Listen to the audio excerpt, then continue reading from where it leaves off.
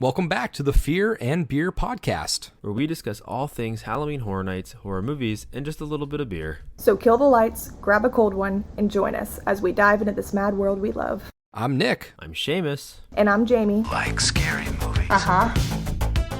Here's Johnny. It's alive! It's alive! It's alive! You miss me. Aren't you drinking? I never drink. Why? And as a reminder to all listening, if you want to help us to continue growing as a podcast, don't forget to leave us a 5-star review on whichever streaming platform you use. To stay up to date with us and all of our episodes, be sure to follow all of our socials. You can find us on Instagram, Twitter, and Facebook at Fear and Beer Pod. Feel free to reach out to us. We love to interact with you all. Well, better late than never. We took a little extra break, I guess, by a couple hours. Instead of recording on Thursday night, we're just going to record this on Friday afternoon and put it out later in the day at some point. So let's talk about what we are going to get into tonight, because we haven't really talked about it yet. Because again, in the middle of this announcement season, we're sort of just kind of flying by the skin of our teeth and stuff like that. So we're just kind of waiting for stuff to drop. So we last minute kind of pulled together some stuff. So obviously, while waiting for announcements, we figured let's take a little look back at some previous announcements, and let's look back at what we have as our personal top 5 announcements of the last 5 events. So we're talking anything from HHN 27 through 31. And this doesn't have to be, the best announcement video or something like that. These are just personal IPs or original videos that got announced, dropped, and got us just that excited. So it really is, the doors open for really anything. So that's what we're going to be kind of getting into today. And again, this is just me and Jamie. I am Nick. Seamus is on a little vacation right now. He's got some family in town. So instead of making him come record stuff, we just keep on keeping on. We'll catch up with him next time.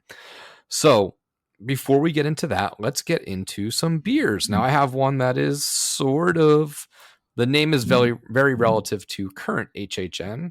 And I guess you could tie it into this year's, because the name of this beer is The Last of Us.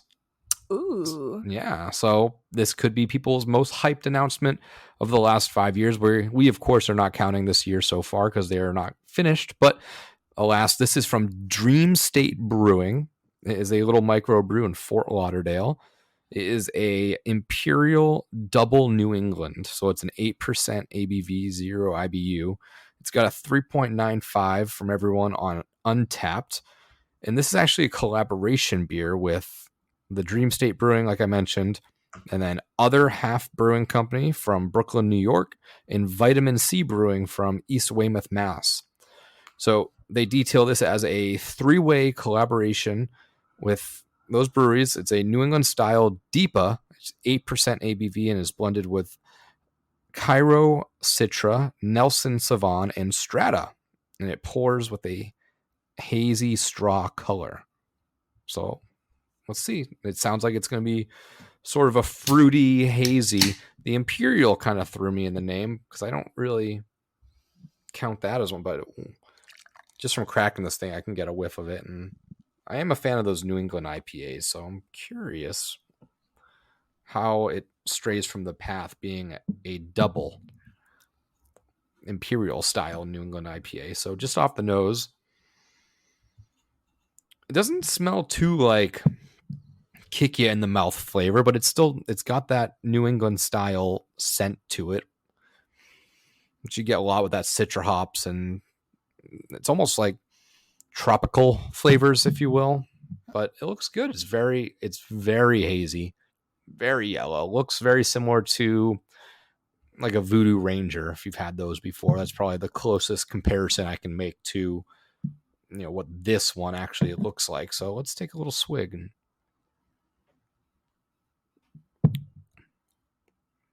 yeah, not strong at all.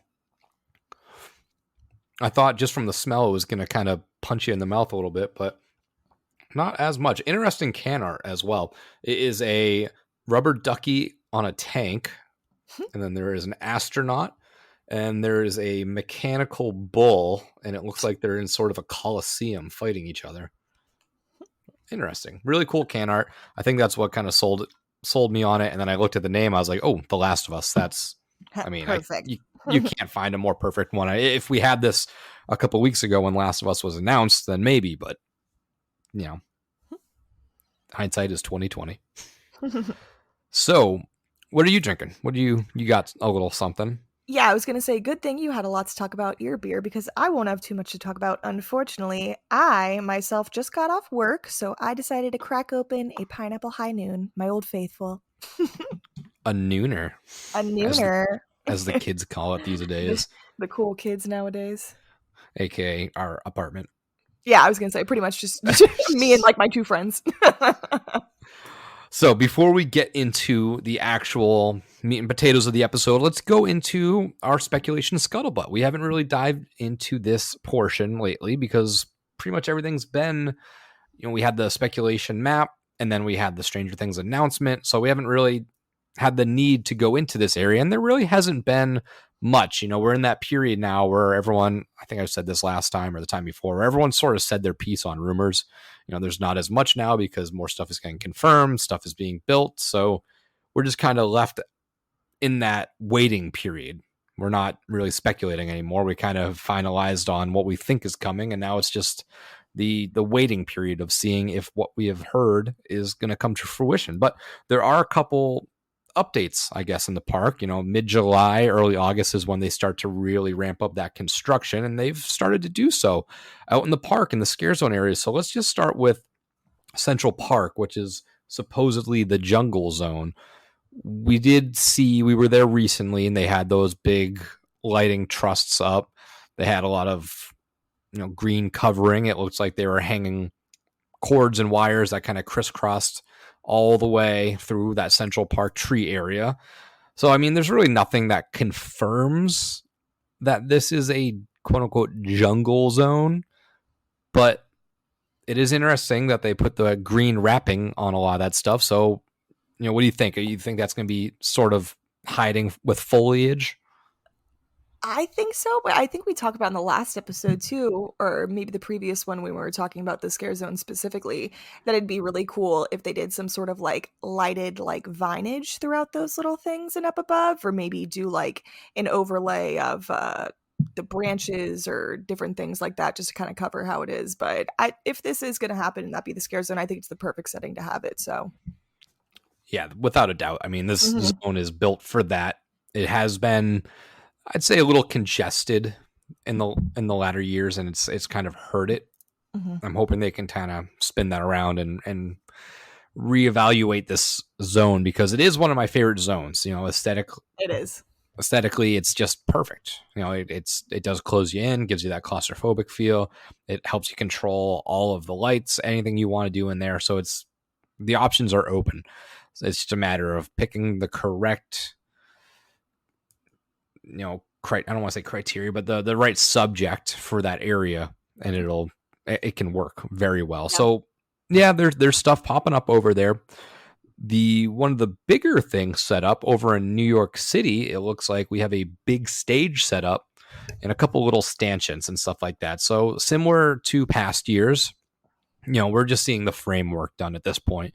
There's no details, there's no actual props. It's really just the base of these things. But what I did find interesting was the big stage setup looked very similar to that big old castle-y facade kind of thing that they did have in the Dark Zodiac zone over in Singapore, which is what the rumored zone is going in there. So you've seen those pictures, right? What do you think? Do you think now there's two options, right? There's that is what I said, the castle thing.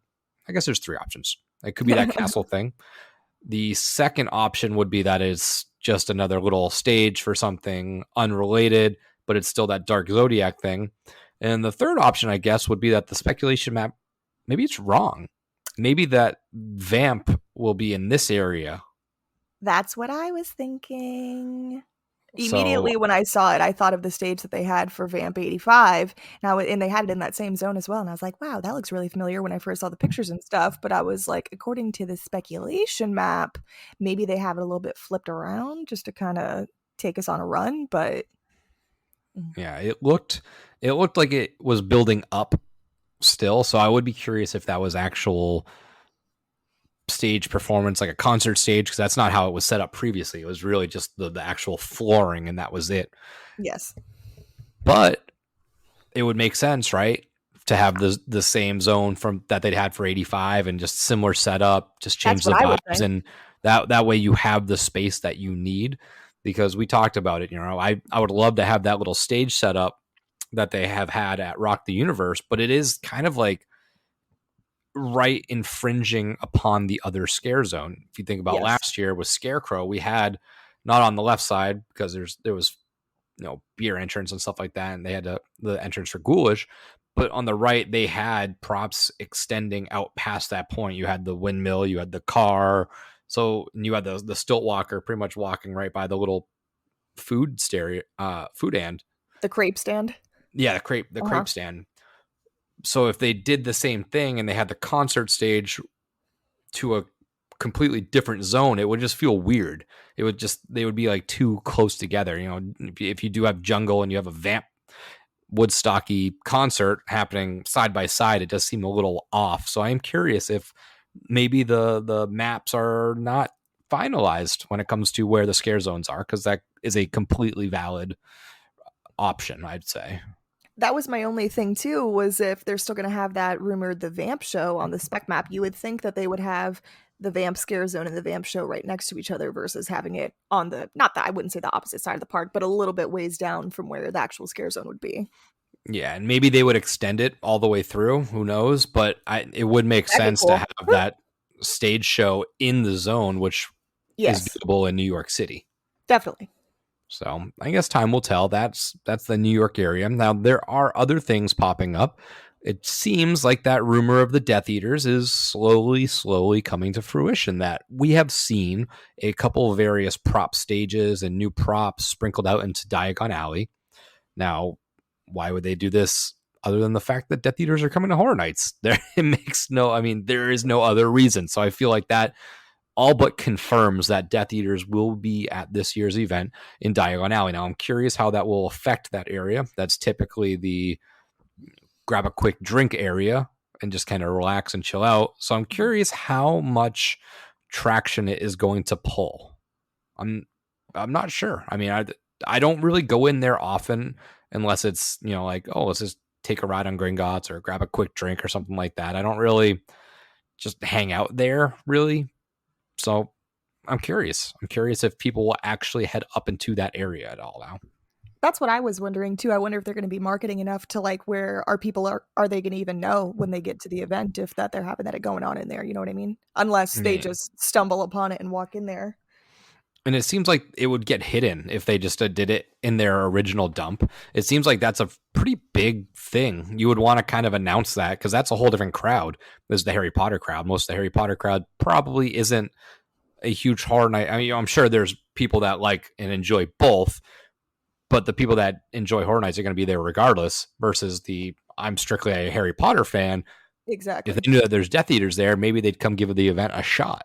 So it seems if they like throw that into their original dump where it's like, oh, here's our 5 other houses and here's our 5 scare zones and here's our shows. And then also there's Death Eaters. It kind of like gets lost in the mix of things. And that's a pretty big, it's not, I wouldn't consider Death Eaters a full IP, but it's from an IP itself. So I'd be surprised if it came out in that dump, but who knows? I'm even surprised that before. Yeah, I'm even surprised that it's happening because I feel like those who we don't speak of, J.K. Rowling, I feel like she wanted nothing to do with Halloween Horror Nights before and didn't even want it included in the event or have anything to do with Harry Potter. That's why they've never done anything over there. So I was kind of surprised that it might be coming to fruition quicker than I expected, but yeah, who knows what all those backstage conversations are? It's right. It's anybody's it's guess. Tough. It's a tough subject, I feel like. Yeah, it's anybody's guess as to what has been said behind closed doors, but maybe Universal like actually pulled it out and was just like, look, here's the deal. Right. We have the That's theme, what I was we have going the to theme say. park rights. Suck it. We have the premier Halloween event, and we're stuck putting your Death Eaters in the other park, which is just not going to draw traction. So sorry, but they're going into this area during Halloween Horror Nights. Deal with it. We're not doing a house. We're not doing anything crazy and making it horror. We're literally taking the characters that you created and I we're was just gonna putting say. them in their area. It's not like they're coming up with a whole new thing. It's from exactly. You know what I'm saying? Yeah. And it looks like the last little bit of speculation, and I know most of this isn't really speculation, it's more just like visuals, but there are pictures out of the supposed tent that will be housing that rumored Devil Went Down to Georgia house. Now, it doesn't scream. I mean, I couldn't tell you what a facade would look like that would scream Devil Went Down to Georgia, but it does have that very backwoods shacky style feel. It looks like there's a little outhouse. You can tell that because it's the size of it, and it has the little moon shape carved out of it. It has what looks like either a well or like a chicken coop that has the aluminum Paneling. siding or roofing on it. And the actual building itself looks very barn-esque with that, again, tin roof style thing. And it looks like you enter, you'll walk past the outhouse, you'll walk past the little chicken coop thing, and you'll take a left and walk into the building itself. So maybe it's themed as like a saloon, maybe it's themed as a local country store, maybe it's themed as somebody's barn house. All those vibes are there. So it does give you that old-timey things. Nothing on here screams musician. It doesn't scream Georgia. It doesn't scream back, stuff like that. But it does give you that backwoodsy style vibe. Westerny kind of. Mm-hmm. Yeah. So we are getting construction. We're definitely in that part where I feel like every single week or every single day you're going to see something new. So if you want to go to the park and be the first one to post something, just go on any day because it's probably going to pop up. I was like, damn, of course I have to work today when I see all this stuff going up. Or I swear every time I go to the park, literally the next day they just have put a bunch of stuff up and I'm like, dang, how did I miss it again? Yeah, well, every day it's going to be something at this point because we're 1 month away. Which is exciting though. Yeah. So let's get into our main segment. So top 5 most anticipated announcements personally. So I have my 5, Jamie has her 5, and this is just from the past 5 events. So this is 27 through 31. We're kind of skipping light. We're just merging it. We're not saying 5 years. We're saying 5 events. So we're going to go all the way back and kind of give you what has excited us the most in recent years. And I think this is a good gap, a good time period to start because that's when I started really going like heavy. I think it might be the first year I was living down here because I had come to 25. I'd come to 26. I don't know if I don't think I was living here for 27 yet, but 28 through on, I believe I was. So this is when I definitely started to pay a little bit more attention. Now, again, these are not, houses that are our favorites. These are just when this thing got announced, I was like, wow, that's like big time. And even back then, I wasn't super reading the message boards, wasn't in the Discord stuff until we started this podcast. I wasn't super into the fine inner workings of Horror Nights. So I didn't hear the rumors. So when I saw an announcement, that's like the first I had seen of it or heard of it. Now, obviously, it kind of tapers off a little bit now. If I had known nothing about Stranger Things this year, I would have been stoked. But we kind of saw the writing on the wall on our end because, well, we have to. But that's kind of it. So let's kick it off. We'll start with number 5. Jamie, do you want to go first and give off your number 5? So by number 5, do you mean my pick from 27? No, just your top. So we're just doing top 5 from any of those, all those years combined. So like I'll go first. Oh, okay. So I just did mine by years, but I have my top 5, but I just did it year by year. Oh yeah, I mean you can have multiple from the same year if you want. Some of them I do, but some of them I just have one for the other. I just want to make sure I was on the right track. Yeah. So it's just top 5, not one per event. It's just overall. So you could have multiples from the same event if those are what excited you. 5 will be our least, not least, but that'll be our least out of them. And then number 1 is like the most shell shocked one that kind of threw you off guard. So you're all set. You ready to go for your number 5 then? You go ahead, because I think I might have misinterpreted this, because I put my number 1 for each year. Okay, yeah, no. So it's just top 5 overall from those years. So like I said, you could have 2 from 27 and none from 30. So I'll start with mine then. So my number 5 is actually a recent-ish one, and that was when they announced and did the little video for HHN Icons Captured. Now this was August 5th of that year, leading up to HHN 30. This is, again, one that we had kind of heard about for a while because the year that got pushed. But for me, I started at 25 with no background history of Horror Nights. So I was just like, I want to go see Freddy versus Jason. And I found out and I went to it. So I had seen Icons in the past, but a lot of them I really didn't get to fully see, especially in a full house aspect. So when they announced the HHN Icons Captured, I was like, okay, this is really cool because I've seen glimpses of them in the past, but I didn't really have that deep appreciation for them. And now that I was like very HHN, very into it, I was like, all right, cool. Now, like, I get to see them all in one house. And this was, I believe, the first time they were all in the house together. So I'm seeing stuff for the first time. I didn't see certain characters before. And for me, it was just very, very exciting. And the video was cool. It had like almost like that Rorschach style water painting of each icon. So that got me really hyped up. I was really excited for that one. So what is your number 5? So I'll go from my list of how I had it, but my probably number 5. So essentially what I did was I have this thing where Nick usually comes up with the ideas and I sometimes misinterpret them, but we're just going to go along with it. So it's okay. So I'll just narrow these down from what I had. You guys will kind of see a trend because a lot of my big time things were house announcements. So I would say that my number 5 would have to be from 2018. From 28 would be the trick or treat announcement when they did the house. That was going to be on my list. And I didn't get to do that one. What a shame. I was so excited for it. I want to say I went 2018 and I just missed this house. And I was really disappointed about it because it was something I was actually very excited about. And I think that year, this is before I had started getting frequent fear. I have other years, just didn't get it this year. I think I only went once or twice this year and was a little disappointed that I didn't get to go in it. But it was very exciting to have that announced and to have it previously as the scare zone and then in the house.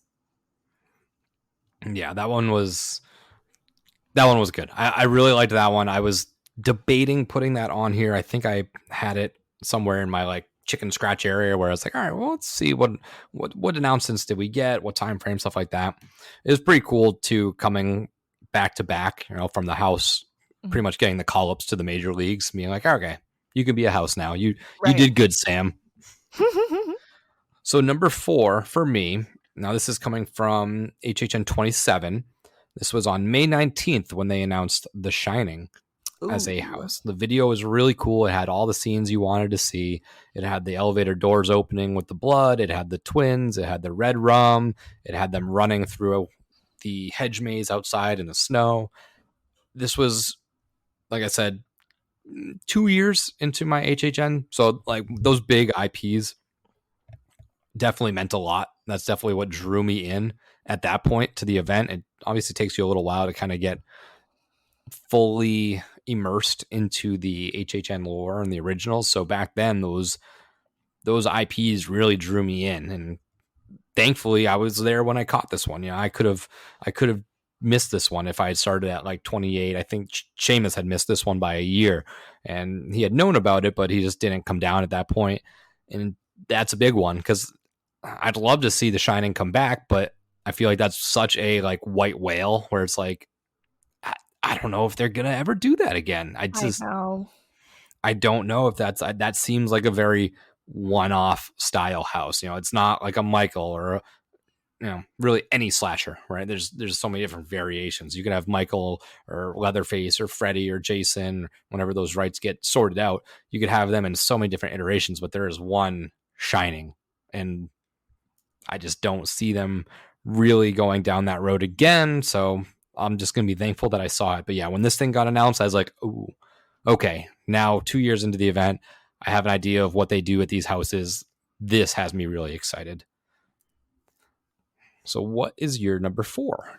So my number 4, trying to think. This is a toughie.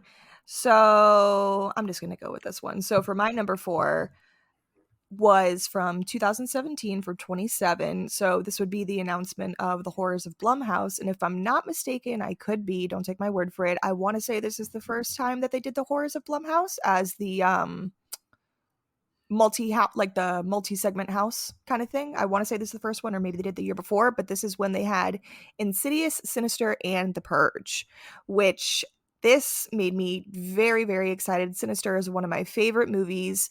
I wish one day that it could get its whole house. That'd be awesome, because the segment that they had in this house was actually pretty small, which was a little disappointing, but I'm also a big fan of Insidious too, and it was awesome getting to go in that, since I've never gotten to do the Insidious house by itself. So it was just a nice little treat to get to walk through this. I'm not really a huge fan of The Purge, but it was still kind of fun walking through that. The Purge, I feel like, has been a little overdone, but Sinister was mostly what I was super excited for this one, and I think it was still a really fun house. And like I've said in other episodes and stuff before too, I really love the mashup houses.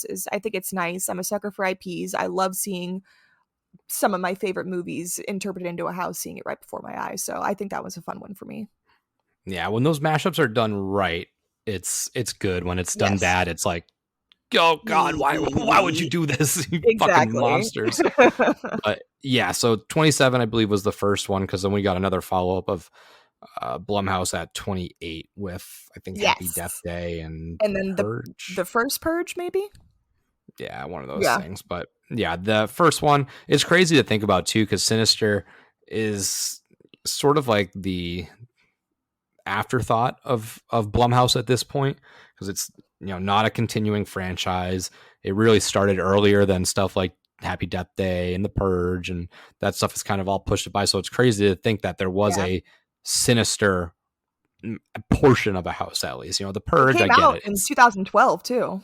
Yeah, so it's like very early on in the Blumhouse days. So it is cool that they did include that. So for number 3, I'm going to HHN29. And this was another big IP where I was like, wow, they are going to do this? It's a little weird, but let's see how it works. And that was on July 17th when they announced Ghostbusters. I remember the video. The video was really cool. It was, the security guard walking around outside, and then, you know, you hear the noise. He looks up, he starts screaming, and the lights come and the fan come, and that's when you kind of are like, okay, I see where they're going with this. And then here we go.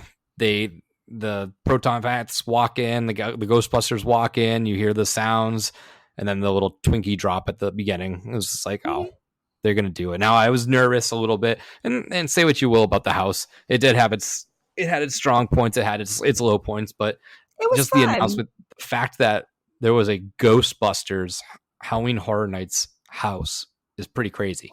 Iconic. It's just not that scary. You know, it's definitely the entrance of horror for children, I would say. You know, I watched that as a kid. It's not that scary. There's scary moments, I guess, if you're a kid when you're watching it, but it's that, like, you're dipping your toes into the horror world as a kid watching that.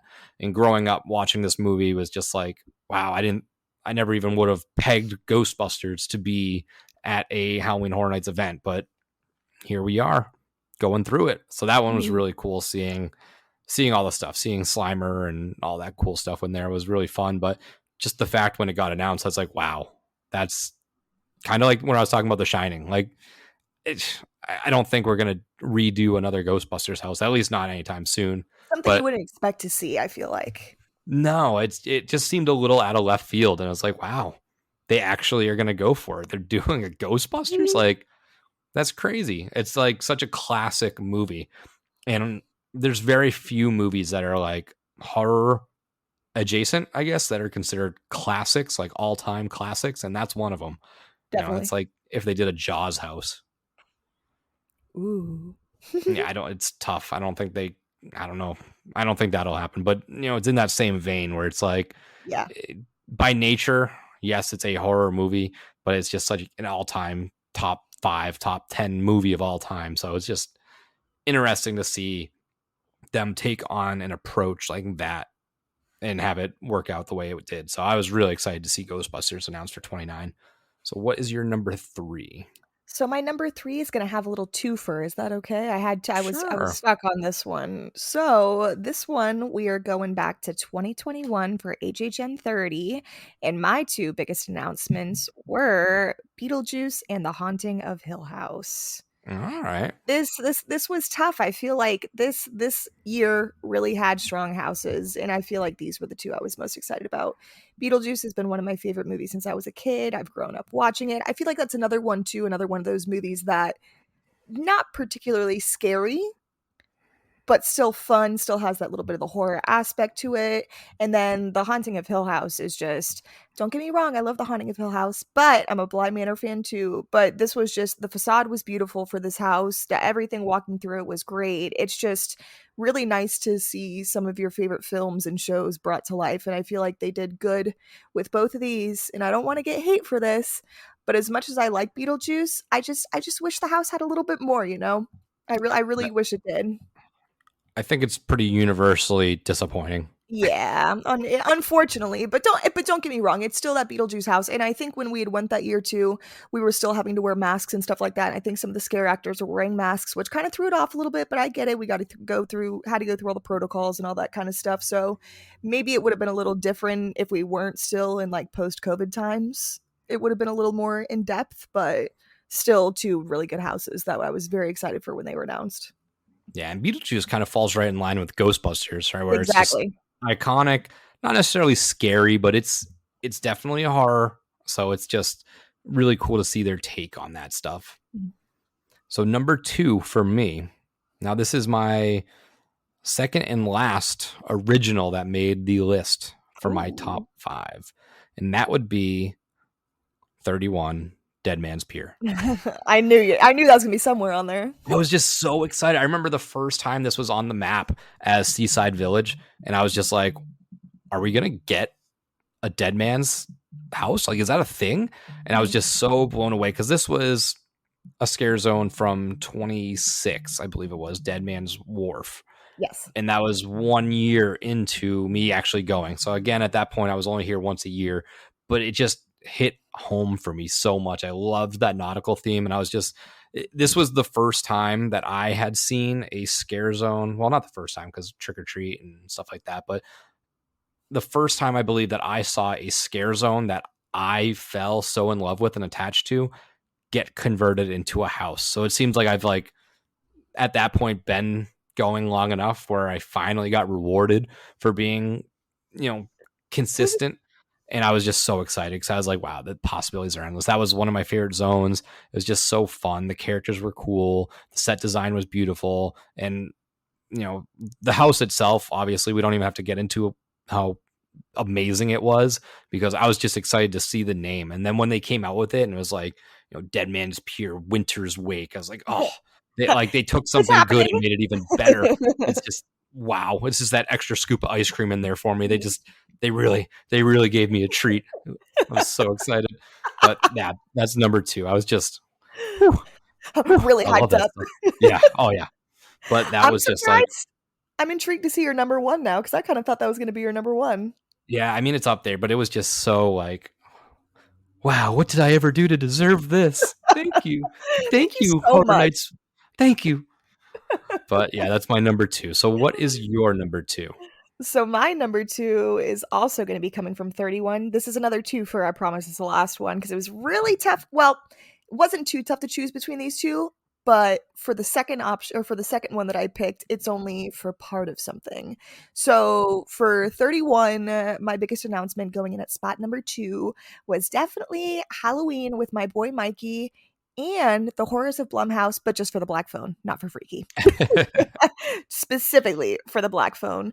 Let me tell, when we got Halloween, I was already super hyped up. Big Mikey fan, love him. That's my guy. I remember just growing up, we used to have the those spooky Halloween like CDs and like stuff like that they used to do. And I remember we always used to listen to them at my house, and they used to have the Michael Myers theme song on there, the Halloween theme song, all that kind of stuff. So it was just really nostalgic. And this was actually my first time getting to go into an iteration of a Halloween house, which was awesome, and it really lived up to my expectations just as much as I could do. The inside of the house and everything, the scares that they had, the facade of, I think it was Laurie's house that they had throughout it and stuff like that. I got a lot of good scares in it. It was just really fun. And then, obviously, I think I've talked about it before. The Black Phone will always have a special place in my heart. Since the first time we saw it in theaters, I've just loved that movie so much, and I really wish it would have gotten its own house, but it's fine. I'm still glad I got little bits and pieces of it, but just such a big fan of that film, and I feel like the one thing I really liked about it was that it was so dark throughout the whole house that you really couldn't see what was coming, and even though there wasn't much to the set design, I feel like that's what made it so scary, because I feel like even though that these houses are still somewhat lit, this was just really, especially if you were going like in it through the day and then would walk into it when you would go through the cut through freaky then back outside and your eyes were adjusting, you couldn't see shit, which was awesome. And there was a lot of good scares in it, and this one was hard to choose between, so I had to get a little special shout out for the Black Phone on that one. Yeah, that was a surprise when they did the double feature again, and everyone was like, let's see what you do this time, because the last time wasn't that great. But they turned it around, especially when it was such conflicting things with Freaky and the Black Phone. I was like, okay, it's like a horror comedy, and then you have this really dark, like gritty style, not necessarily slasher, but that style of movie. And it was really good. It worked out well. So it was exciting when they did that announcement, because even at that point I was like, okay, like I really like the Black Phone, and I really didn't hate Freaky. It was very it was exactly what it was supposed to be. It's just a stupid, quick in and out horror comedy. It wasn't trying to take itself serious, so I was fine with that announcement. So number 1, we are going to HHN28. Ooh. And that was the first time we entered the Upside Down. When we got that first, because I was from the get-go, I was in on Stranger Things. I loved the first season. I was all in on Stranger Things. And again, that was one, that kind of kicked off the Netflix trend. So at that point, we weren't necessarily thinking, obviously we knew Stranger Things was like this big entity, but we weren't like, oh, for sure, it's coming to Horror Nights. They work with Netflix all the time. So back then it was like, oh, wow, like they're branching out to new medias now at this point. So even the video itself was really, they had the bicycle with the tire spinning.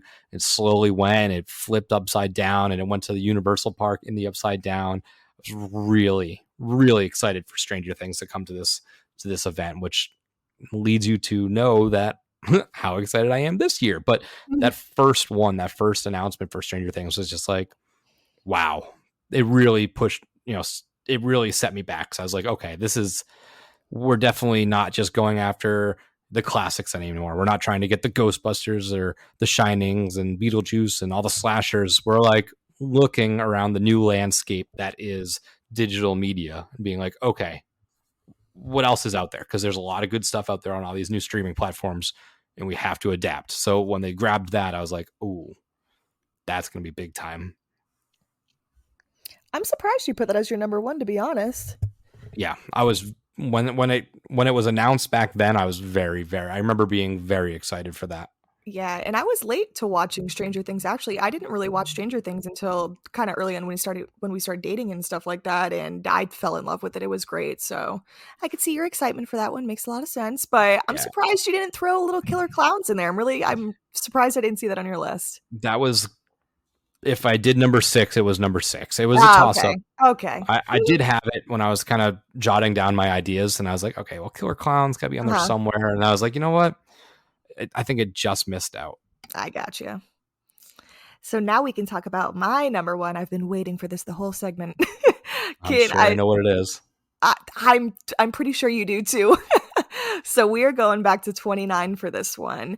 Yep. And this had to have been the biggest. I remember, oh my God, I'm just so excited to talk about it. I was in the car when it was announced. I remember where I was. I remember the time, everything. But this is the announcement that they did for House of Thousand Corpses. And I know. When I'm surprise, telling you, surprise. I don't call things very much, but I literally called House of Thousand Corpses for that year. And I remember I was so hyped up about it. I was like, listen, they had it in Hollywood this time and this time. And I was like, I really think we're going to get it. I really think we're going to get it. Something just feels like we are. And we did. And I literally freaked out. I was so excited. This is, like I said, same thing with Beetlejuice and stuff like that. This was one of the first, I would say, pretty deep cut horror movies I've ever watched, because I was probably like 11 years old when I first watched this. I remember my dad had gotten it on DVD and him and my mom would watch it. And I'm like, please, come on, just let me watch it. I love Rob Zombie. I want to watch his movie. And they were like, you're not watching this. And then they finally let me watch it. And I was like, damn, this is pretty fucked up, but I kind of like it. And ever since then, I feel like I just resonate with the movie in the sense that I have so much nostalgia built to it that me and my dad now, ever since Rob Zombie, whenever he comes out with new films and stuff like that, we always go see him together. It's one of the first like big horror movies I watched with him. And unfortunately, I think I only got to do this house twice this year, for as much as I love it and as much I was hyping it up, just because of the waits. We didn't have Express at the time. We were always doing other stuff. And there was some nights still that don't have I Express. had We're it. poor. I know. I was going to say we're poor. It's okay.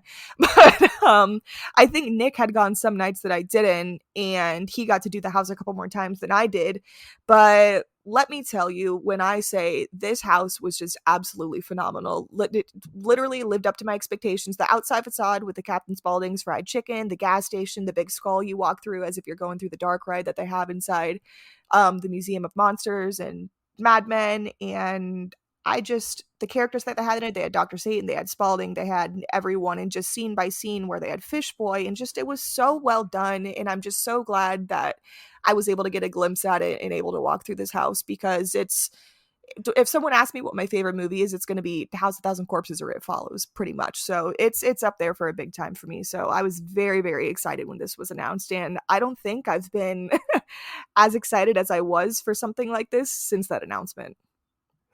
Yeah, I remember that one was a big one as well. And yeah, I enjoyed it. His movies are whatever. I'm not in love with all of them. I enjoy some of them more than others. which is okay though. Yeah, House of 1,000 Corpses is probably my favorite of his movies, I'd say, just right off the top of my head, but it didn't crack my list. That's okay. That's okay. I enjoy what they are, and I get it. But I know you love those movies, so it's like, I knew that was going to be there. Yeah, it had to be. It had to be. Yeah. Oh, yeah. All right. Well, that's our top 5 announcements from the last 5 years. Before we sign off, let's get into our horror movie of the week. And I actually watched something that we had just mentioned in that rant at some point. I rewatched Trick or Treat. You did. I forgot you rewatched that. Mm-hmm. Yeah, I was just feeling it. I just felt, mid-afternoon day. I was like, you know what? It's a Trick or Treat kind of day. And it was just a fun, that movie never gets old. It's the perfect anthology Halloween movie. It's just so classic. It's so classic Halloween. It's got twists and turns in it. You don't expect them to all tie in. There's like 3 big twists in there that, still every now and then I'm like, oh, I forgot about that. I forgot that the old guy was the bus driver. I forgot that these people turn into werewolves. I forgot all that stuff. It's so good. It was just, it's a classic. You can't beat it. So what did you get into this week? So I just had to think about it for a minute. I was like, I know I watched something, and I remembered it. So I watched, which is something I've seen before, but it's been a little bit. I watched All Hallows Eve. And if you're not familiar with that one, for anyone listening, this is basically, I want to say it's kind of like the origin story of Art the Clown. This came out in 2012, I'm pretty sure. Also directed by Damien Leone, who directs Terrifier. And this is kind of his upbringing, his backstory, kind of. This is kind of the first time that we saw him in cinema other than when Terrifier came out. And it's a fun film, honestly. It's really creepy, it's really unsettling, it's a good watch. It's on Tubi if you guys haven't seen it and want to watch it. But that's what I watched this week, All Hallows Eve. Nice. Well, for our wrap up, go to our YouTube page. We put up our latest Shutter Sunday. We talked about Hell House LLC. Again, that is the only way you get to listen and or see those Shutter Sunday reviews. So check us out on YouTube. Go like, subscribe, whatever you got to do on that, and go check it out. We got, I think, 4 up there now. We were sort of on an every other week schedule for those. So we will get right back to that. But again, addressing next week's episode is unsure at this point because me and Jamie are going to be on vacation. Seamus will be back, but I may or may not bring my microphone and my laptop just in case to see if we want to still spit out an episode pending an announcement, because I feel like Thursday will be another announcement, because that's kind of what I picked earlier. I think that we are leading up to announcement season. Obviously, we didn't get one this week, but next week seems I don't want to say promising, because I don't want to give false hope up there, but I just just feel like feels Thursday right. will be one. Yeah. So, like I said, we'll be away on vacation, but maybe I'll bring my microphone and my laptop, and we can still bang an episode out and get that out to you. So, possibly an episode next week. If not, we will definitely be back very, very soon. We will have a lot of stuff to cover, and our Shutter Sundays will continue once we get back. I don't think we're going to put one out before we leave on Monday. Maybe we'll put one out. I don't know. We'll keep you posted on socials. But until next time, this is Nick. This is Jamie. Happy homes. It's cursed. Cursed. It's got a death curse. You know, it's Halloween. I guess everyone's entitled to one good scare, huh?